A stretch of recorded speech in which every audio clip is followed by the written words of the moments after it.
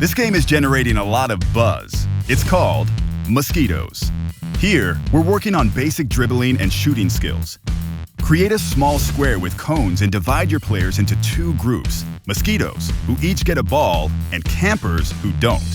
Here's how it looks. Go! The Mosquitoes dribble their balls and chase the Campers, trying to hit them with their ball below the knee. Oh, it was too high. Keep playing. It's got to be on the ground, Sebastian. Mosquitoes who land a bite switch roles with the unlucky Campers. Keon, you're a mosquito. Madison, you're a camper. And the game continues until you call time. We want Mosquitoes dribbling as close to the Campers as they can before taking their shot, keeping their heads up to find their targets and navigate the chaos. Oh, go get it, Enzo. It's the chaos that makes it fun, like tag, but with projectiles. And, like tag, it helps players develop their coordination and agility.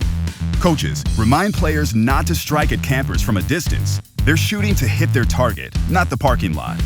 Remember, heads up. Dribble in close to strike, below the knees. This one will leave them itching for more.